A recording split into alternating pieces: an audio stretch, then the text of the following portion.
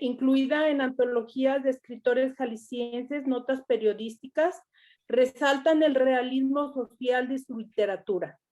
Ha sido funcionaria pública, administradora de educación y radica en Guadalajara. Dedicada a impartir taller literario y a escribir cuento y novela. Es normalista, cursó la licenciatura en Letras Hispanoamericanas y la maestría en Lenguas y Literatura Mexicana en la Universidad de Guadalajara. En cuento, ha sido ganadora del concurso FILCEP en 1991 con Manos Juntas y premio Garbanzo al libro 2014, Secretaría de Cultura de Jalisco, con Ángeles Tullidos. Finalista del tercer concurso, Colección de Escritores Coahuilenses en 2009. Su dupla, Vetas de la Memoria y Tres Piernas, forman ya parte de la novela histórica mexicana que surge de la minería de la plata y del carbón. La presente novela,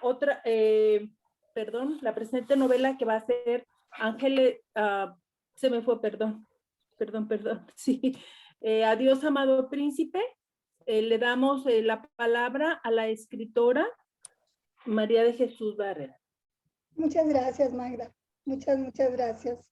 Te voy a interrumpir un segundo. Les pido que apaguen sus micrófonos mientras que nos esté hablando y si hay algo que hablar lo prenden. Muchas gracias y gracias por el regalo.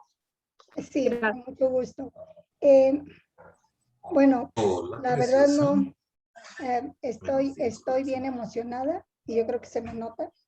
Tenía muchísimo tiempo que no nos veíamos, aunque parece.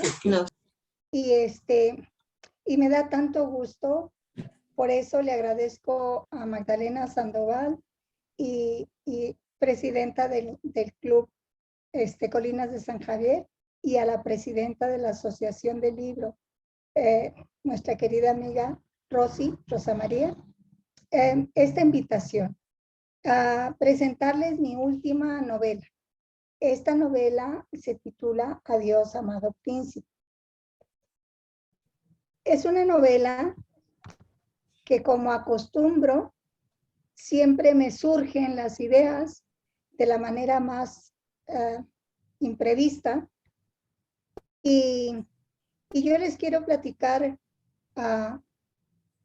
de las experiencias personales para decidirme escribirla. Una de las inquietudes que yo tenía era escribir una novela ubicada en la ciudad de Guadalajara. Me interesaba un año en especial, 1977. Este escenario me es conocido y nos es conocido a todos. Pero ¿cómo sería la trama? En Desencuentros, por ejemplo, mi narrativa ha sido paralela a la historia de Cándido, mi empleado burócrata, de alguna manera trepador en el aspecto socialmente hablando. Estoy retratando la cuestión magisterial de mi país. En Otra vez lunes, mi personaje Manuel Herrera, que por diferentes circunstancias viene de la provincia a vivir a una ciudad grande, la ciudad le queda grande, y bueno, se dedica a cosas ilegales, pero de alguna manera me permite, tangencialmente a la historia, narrar hechos políticos que han sucedido en nuestro país. Esto sin un afán de el lector toma sus conclusiones.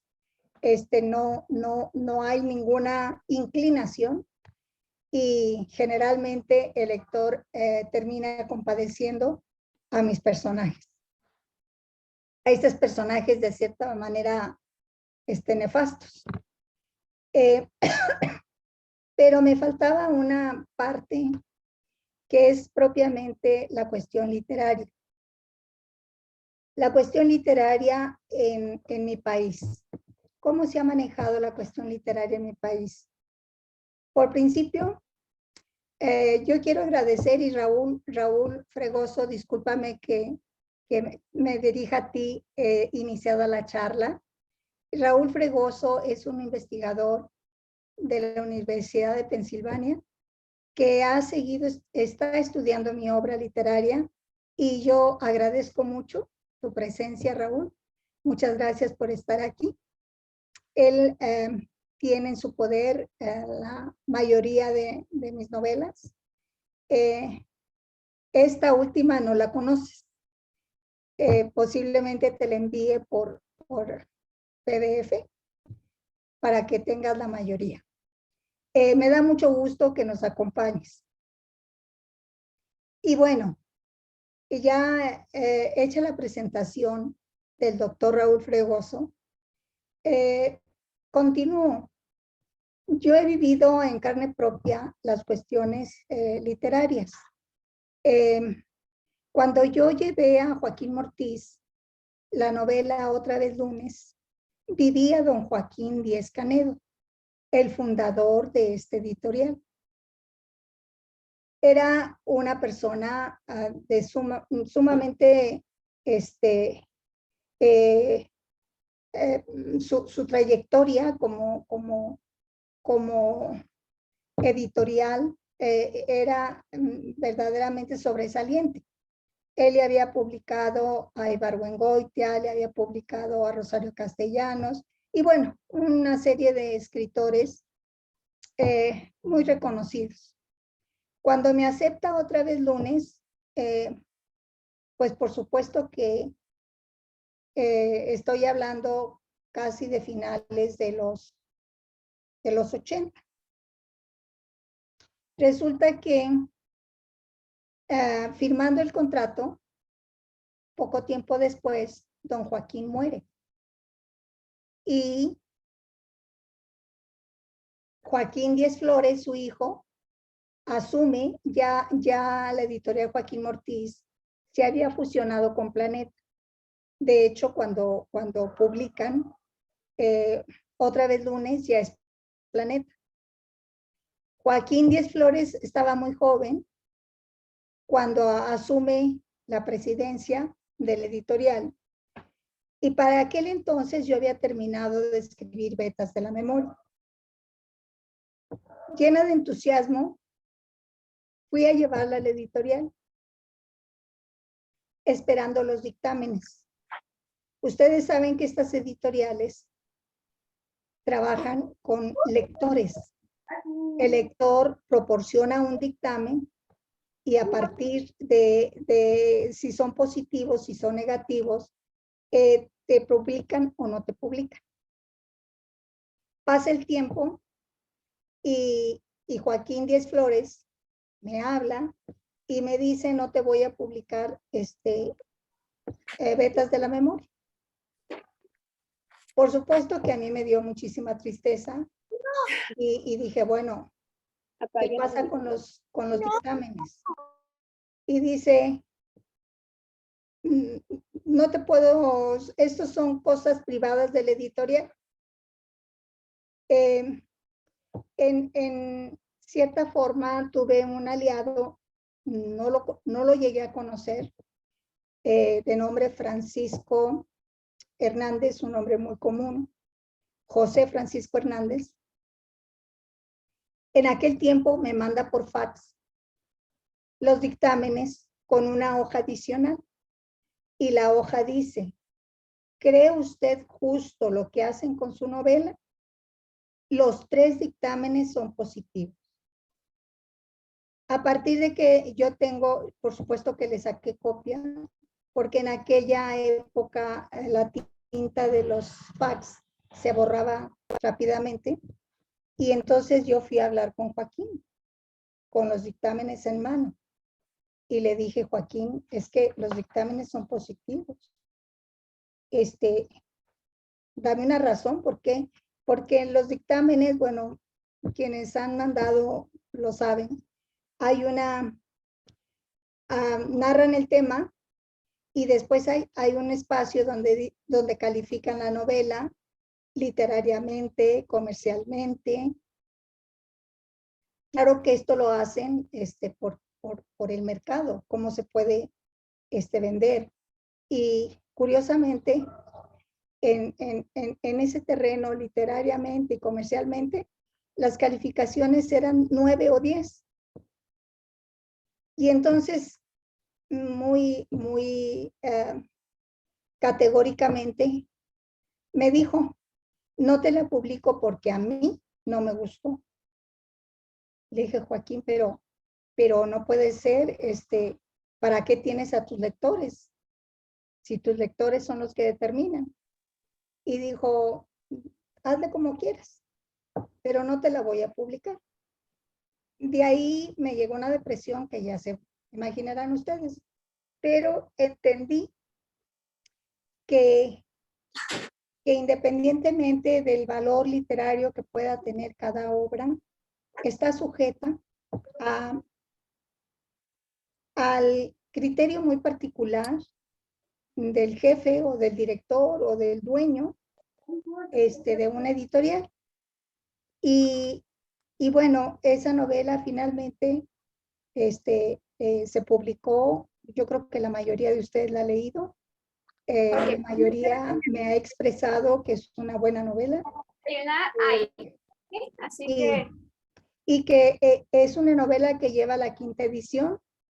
Y bueno, incluso me la publicó Conaculta con la Secretaría de Cultura de San Luis Potosí, me la publicó la Secretaría de Cultura de Jalisco, pero siempre me he preguntado, ¿qué hubiera pasado si me la publica Planeta? ¿Sí? Es algo que me queda como una una posibilidad de que se hubiera difundido más mi narrativa, pero también me dio margen a tratar en esta novela como quienes se dedican a la crítica literaria o al estudio de una obra literaria y que también tienen un jefe, están sujetos a los vaivenes del jefe. Sí, y bueno, ahí es donde yo entro con una crítica muy velada sobre sobre qué pasa cuando la escritora muchas veces no es muy... Bueno, ya no quiero hablar de esto porque la verdad me llena de tristeza y quiero retomar esta novela. Esta novela, además de eso, yo leí muy joven, a la edad de 16 años, Hamlet. Y a mí me impactó. En aquella edad empecé a subrayar aquellas frases que tienen una sabiduría, que tienen una profundidad sobre el ser humano, sobre la condición del ser humano, sobre las pasiones del ser humano. Y el tema mismo de la novela, de la obra de teatro, me impactó de tal modo que dije, vaya, esto parece salido de una nota roja del periódico, porque Gertrudis, la esposa del rey de Dinamarca, es amante del hermano del rey de Dinamarca, envenenan al rey para quedarse con el reinado, y bueno, de ahí se suscitan una serie de pasiones que realmente reflejan esa condición humana que definitivamente, como lo manifiesta Shakespeare, dame un hombre que no sea esclavo de sus pasiones y yo lo colocaré en el centro de mi corazón. Quiere decir que ninguno estamos exentos de una pasión. No quiere decir que esta pasión pueda ser negativa. puede ser una pasión hacia la música, puede ser una pasión hacia la literatura. Y bueno, esas pasiones, tanto sublimes como torvas, van conformando. ¿Cuál fue el pretexto para la novela? Pues el papá de mi personaje es musicólogo. Él, su pasión es la música. Pero en el momento que nace su hija, es precisamente en el mismo instante que muere la hija, que nace la hija, muere la abuela. Hagan de cuenta, yo digo que hay en el espacio, hay una puerta que dice salida y entrada. Hay quien entra a la vida y hay quien sale de la vida, ¿sí? Y ese hecho de haber nacido en esa circunstancia, en el mismo espacio donde la abuela muere, etcétera, pues definitivamente va a marcar a mi personaje, porque es algo excepcional. Y el papá, como está escuchando Rigoletto, en el momento que ella nace, decide ponerle Gilda, ¿sí? Como el personaje de su ópera.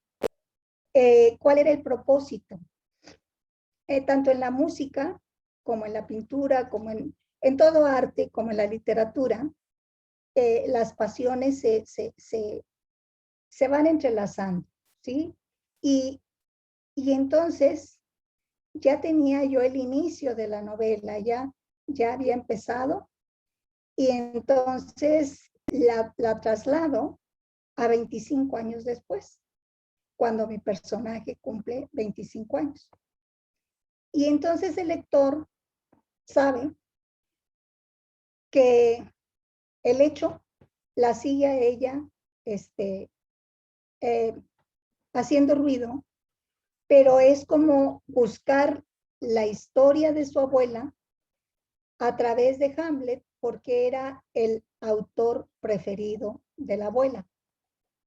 Y ella encuentra en el regalo que le hace su padre del libro de su abuela, esos párrafos subrayados, y a través de esos párrafos subrayados va conformando a la abuela. Por ejemplo, en uno dice algo así como, mi boca debe reprimirse. ¿Cuándo decimos mi boca debe reprimirse? Pues cuando guardamos un secreto, ¿sí? Que no nos atrevemos a manifestarlo, y entonces decimos, en aquel lenguaje, mi boca debe reprimirse.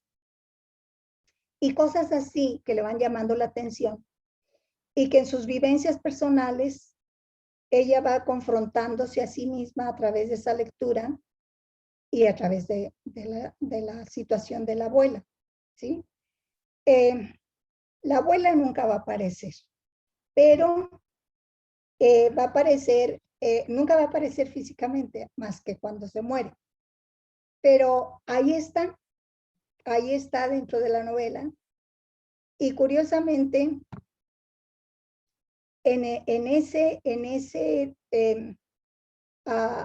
lo que mueve al escritor es darle unidad a lo que está escribiendo. Uno no puede, de veras, se los aseguro, no puede improvisar. Puede hacer cáliz, puede decir, a lo mejor si me voy por aquí, voy a hacer un trabajo que quiera decir lo que yo pretendo.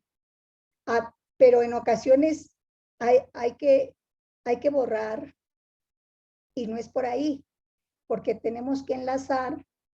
El escritor no puede meter elementos y dejarlos sueltos. ¿Por qué meto la música? Ustedes lo van a entender cuando la lean. ¿Por qué meto la Sinfonía de los Juguetes de Leopoldo Mozart?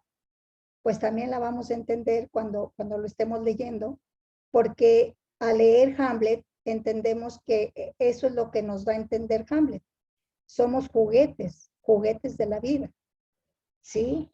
Que de alguna manera vamos, venimos y hasta una cierta edad entendemos cosas que en la juventud no somos capaces o no tenemos esa habilidad o esa madurez para ubicarnos. Pero era también la situación de mis personajes sublimes y torpes. Entonces yo digo, bueno, el papá de Hilda tiene un hermano, Pedro, y Pedro es un hombre, vamos a llamar vulgar, prosaico,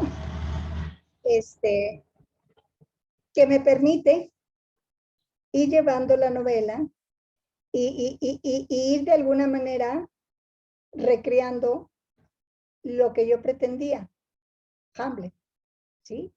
Y al final termino con esa frase, adiós, amado príncipe. Y el adiós, amado príncipe, es como termina Hamlet, ¿sí? De ahí el nombre, adiós, amado príncipe.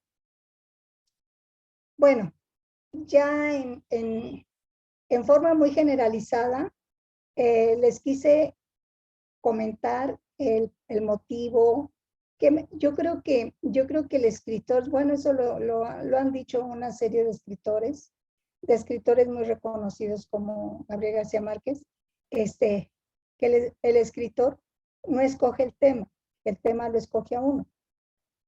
Y a mí se me da que no sé en qué momento me va a surgir un tema determinado, pero siempre cuento con elementos. Por ejemplo, en Tres Piernas, yo contaba con 5 elementos. Una casa con un columpio y con un portal, una pila, una palmera, una tía con una pala de pato, de palo, y que esa tía me decía, cuando yo me metía a la pila, muchacha, nalgas de cuajada, sal de la pila que te van a salir escamas. Yo nada más tenía esos recuerdos, pero de ahí surgió esta novela, que a lo largo de que surge y en los años que esto se publica en el 2010, pues me ha dado muchas satisfacciones en mi personaje niña. Y bueno, de esa manera surge.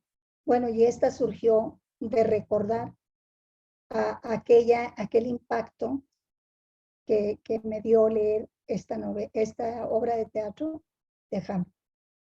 Yo quisiera dejarles el micrófono por si tienen alguna pregunta que hacerme. Yo sé que ya hay personas que la han leído.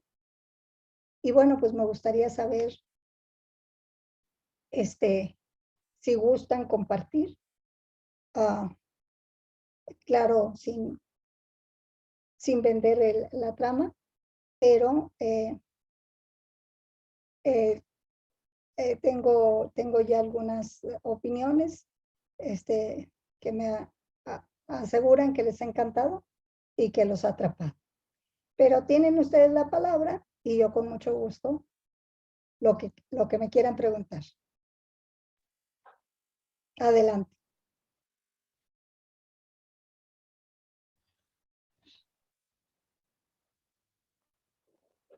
Blanquita, no te escucho. ¿Tienes apagado el micrófono?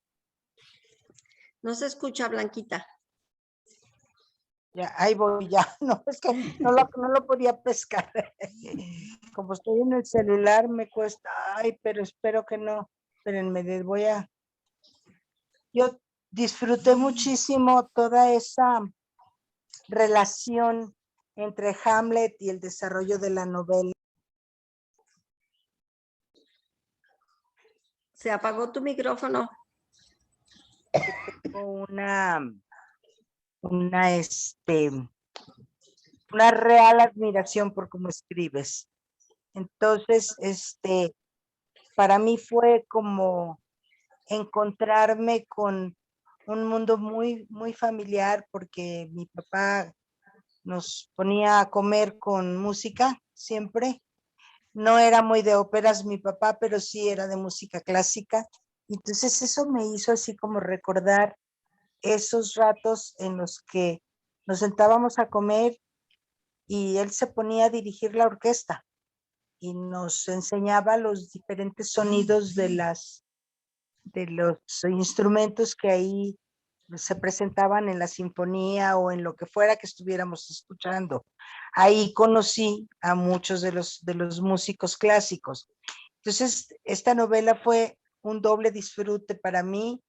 Y me encantó también, pues, ahí encontrarme a don Víctor Hugo, pero porque también, pues, lo conozco de mucho tiempo atrás.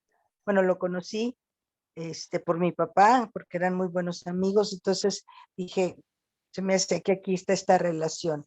Me, me la eché en 3 días.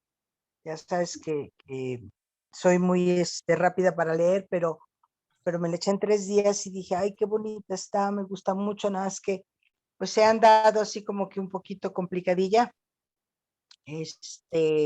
pero te felicito. Muchas gracias, Blanca. Muchas gracias. ¿Alguna otra opinión? Pues yo también me enganché mucho con la novela, me gustó mucho, me gusta mucho tu manera de escribir, sé que no eres una escritora nada improvisada, de verdad, pocas escritoras con tu talla aquí en Guadalajara, sí hay, pero me gusta mucho tu manera de escribir. Y me encantó tu portada, por eso le enseño. Platícanos un poquito también de la portada. Sí, claro que sí, Rosa. Me gustaría que nos platicaras. La abuela deja escrito 3 disposiciones para cuando ella muera. Una era que le llevaran rosas rojas a su tumba.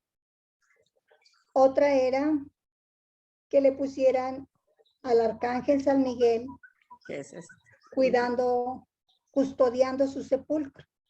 Y abajo del arcángel, un chamuco revolcado, vencido, es decir, totalmente fracasado, ¿sí?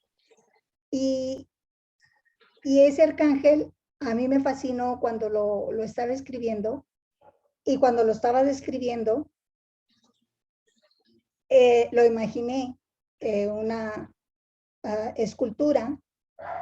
Entonces, anduve necia que quería yo un arcángel, pero afortunadamente recordé a una muy buena amiga que quizá la deben de conocer, Elba Torres, del Club del Libro Atlas Colomos. Sí. Era mi vecina y bueno, en su casa tenía ese arcángel. Entonces, yo lo conozco. entonces le hablo y le dije, Elvita, ¿conservaste el arcángel que tenías acá? Claro, lo tengo en mi casa, en su casa nueva. ¿Me permites que alguien vaya a sacarle fotos? Sí, cómo no. Y la persona que fue a sacarme las fotos, pues me sacó una serie de fotos y al escoger, yo elegí esta. Pero es un arcángel hermoso, impresionante. Tiene, pues, pudiera decirse la talla humana. Y ustedes lo están viendo en la portada. En la portada le estoy dando el agradecimiento a Elba. Sí. Y de ahí surgió porque ese arcángel, independientemente de lo que significa en la religión judeocristiana, es el que vence al demonio, ¿sí?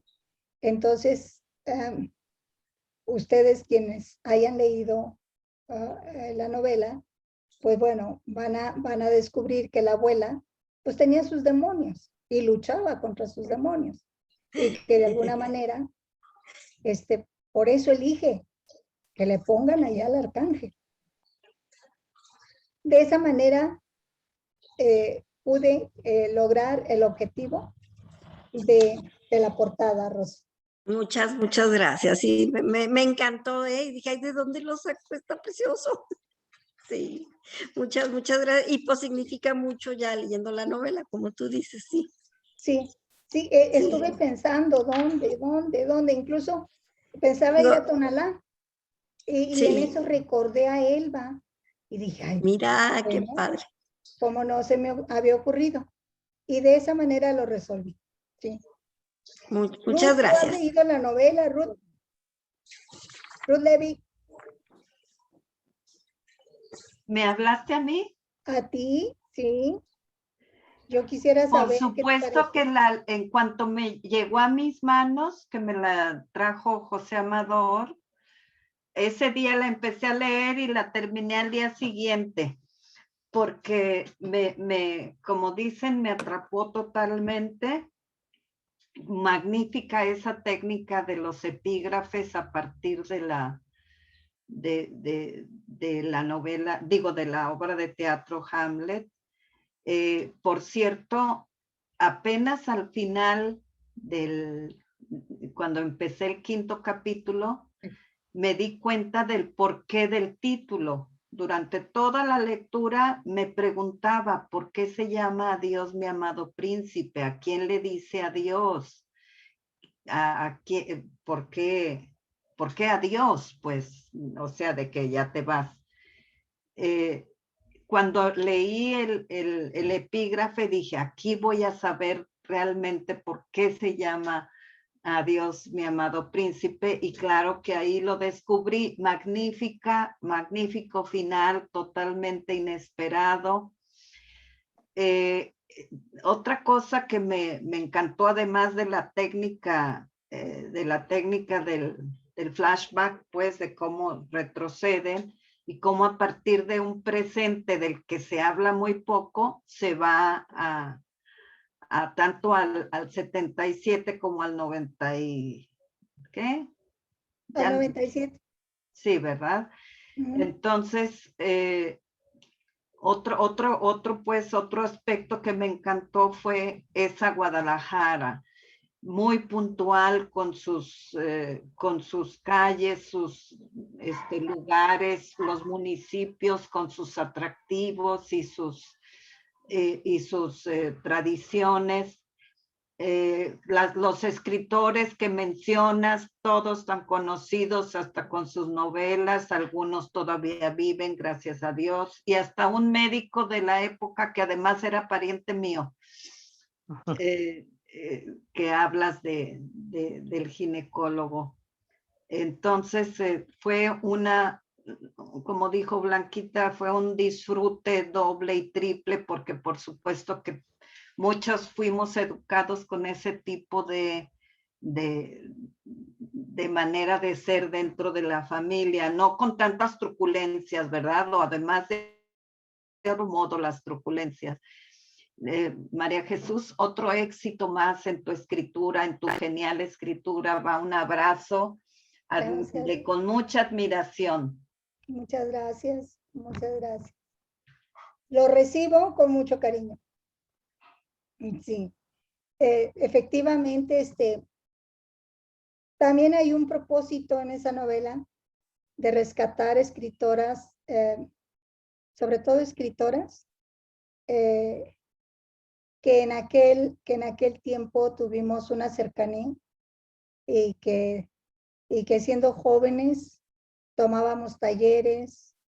Yo era la única que había cursado letras, pero pues indiscutible el talento de Patricia Medina como poeta y surgió una entrañable amistad y en esta novela pretendo de alguna forma un homenaje hacia esas mujeres escritoras que tuvimos una etapa de iniciación a las letras y que a la fecha nos seguimos viendo con el mismo cariño de siempre.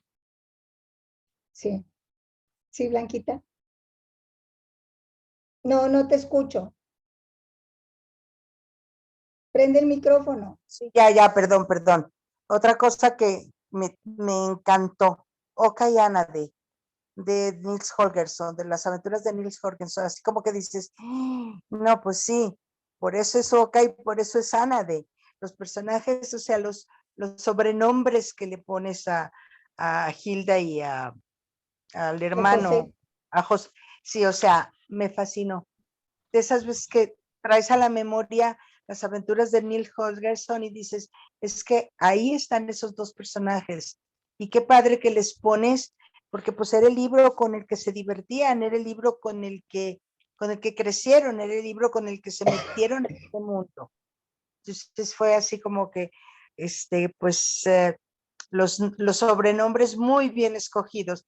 Siempre te he dicho que tienes un tino para ponerles nombres a tus personajes que no, increíbles. Gracias. Sí, efectivamente, es algo que va inherente pues a la historia y como pueden, en el momento que ustedes la lean, le van a encontrar muchísimas variantes, como es el cuento de Nils Holgersson, de Selma Lagerlöf, y bueno, de alguna manera ese cuento nos marcó, al menos a mi generación, de una manera indeleble, ¿sí? Y surge, en el momento que estás escribiendo, te surgen esos recuerdos y un personaje para mí encantador, que la verdad me enamoré yo de ese personaje, fue la tía Julia. La tía Julia para mí fue algo que en el momento que estaba yo trabajándola, cada vez sentía ese acercamiento hacia alguien muy familiar, como pudo haber sido mi madre, como pudo haber sido mi abuela, como pudo haber sido una tía, como pudo haber sido una vecina, pero es un personaje encantador, la tía Julia. Sí. Bueno, pues no sé si alguien más quiera opinar. Yo les... Perdón, Sí, tengo una Raúl. pregunta. Sí, Raúl. Gracias. Quisiera preguntarles si existe alguna relación de su vida en el magisterio con esta novela. ¿Alguna? Bueno, la única relación que yo encuentro, Raúl, es que como maestra, yo les leía a mis alumnos año con año El mundo maravilloso de Nils Holgersson. ¿Sí? Era como un regalo siempre cuando trabajé con grupos de primaria, era como si se portan bien, vamos a leer el siguiente capítulo de Nils. Y los niños ya me decían, maestra, vamos a leer a Nils, con una familiaridad y con un cariño hacia el pulgarcito, que es el cuento. Y bueno, es la vinculación que yo hago, como recordándole al lector que hay libros fantásticos que despiertan la imaginación de los niños y que aun cuando han pasado 50 años, son vigentes por esa magia. Entonces, quizá el mensaje para el lector sea, si tienes hijos, si tienes nietos, léeles Nils Holgersson. Esa es la vinculación. Sí. Sí, Raúl. Gracias. Sí. María Jesús, Ajá, ¿quién habla? Soy Ana María. Ay, Anita. Yo te quiero felicitar. He leído la mayoría de tus libros. Este último no lo tengo. Bueno, espero poder tenerlo a la mayor brevedad posible. Pero lo que me encanta de tu escritura son los personajes y situaciones tan reales que pones dentro de las familias, dentro de los momentos que estás narrando, de los personajes tan vividos, en este caso, como estás diciendo, la abuela, en el caso de Tres Piernas con la tía, o sea, en el caso de Vetas de la Memoria, con los mineros, o sea, sitúas a los personajes y a las situaciones que estás narrando con una veracidad increíble, o sea, todas hemos tenido una tía, todos hemos tenido un tío, un maestro, una situación que nos ha marcado la vida, un recuerdo de alguna casa, de alguna situación así, y eso es lo que me encanta de tu literatura. Aparte de lo fabulosamente bien que describes cada situación, esos personajes y esas ubicaciones tan fabulosas. Te felicito y muchas gracias por ser parte de nosotras las lectoras. Gracias. Muchas gracias, Anita. Muchas gracias. Miren, yo le había pedido a la señora Rosa María si ustedes gustaban comprar algún libro. Yo. El libro, la verdad, está en un precio muy económico, en 150 pesos. Rosy, muy amablemente, me dice si los que me pidan el libro, yo me encargo de que ellos me paguen lo del libro y yo quedé de pasarle a la casa de Rosy los libros. En los libros tengo en stock ya muy pocos. Bueno, este está recién salidito, pero tengo en stock muy pocos me quedan de Tres Piernas. Otra vez Lunes, que por acá aparece. Vetas de la Memoria. Por si algún club le falta alguno de mis libros. Desencuentros.